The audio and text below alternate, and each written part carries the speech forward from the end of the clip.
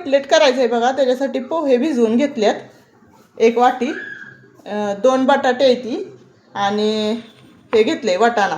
आता वाटाणा अर्धा ही मिक्सरमधनं काढायचं आहे, अर्ध बोबडं वाटून.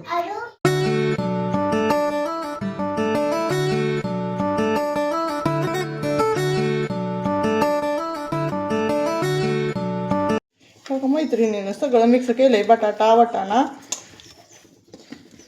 पोहे, हिरवी मिरची, लसूण, आलं, जिरं ही वाटलेलं होतं. ती सगळं एकत्र करून आता नुसतं मीठ टाकून घेणार आहे आणि कटलेट करणार आहे.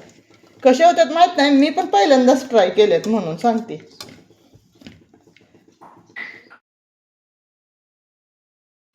मी असे गोल आकाराचे करून घेतले.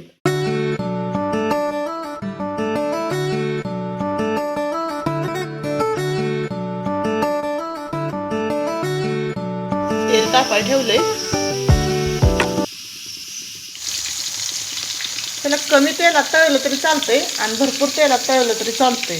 नुसतं तेल टाकून कडनं नुसतं भाजलं तरी चालतंय. दोन्ही तिन्ही प्रकार केलं तर चालतंय. शॅलो फ्राय केलं तरी चालतंय.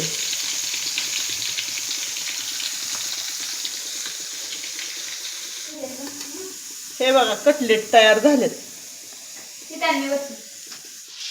कसं झालंय? तिकडे बघा असणार असं. हॅलो मैत्रिणींनो, पूजा ब्लॉगमध्ये तुमचं स्वागत आहे. श्री स्वामी समर्थ. रेसिपी केली बघा, कटलेट केलं मी पहिल्यांदाच ट्राय केलं. एकदम मस्त झालं, म्हणजे असं छान झालं तर. आणि परत मग गेलो गावात जाऊन आलो. गावात गेलतो कशासाठी तर एक शेगडी बघितली, ती म्हणजे लाईटवरचे. मग आपलं असावं दूध ही होतं आहे त्याच्यावर. गॅस संपल्यावर एमर्जन्सीला कसं आपलं सिलेंडर ही आणस्तवर करस्तवर होतं आहे म्हणून बघितली.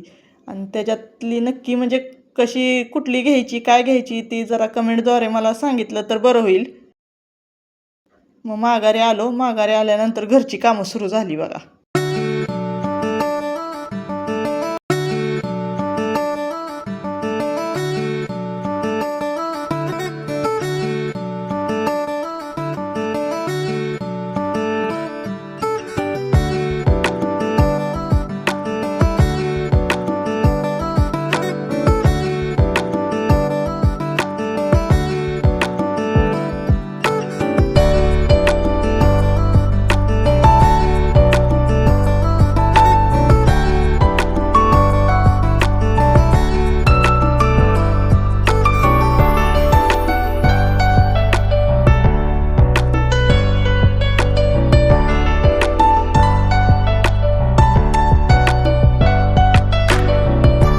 यात्रा असल्यामुळं कसं होतं, यात्रेमुळं गडबड गोंधळ चालू आहे आणि थोडंफार तुमच्यापर्यंत पोहोचवण्याचा प्रयत्न करते.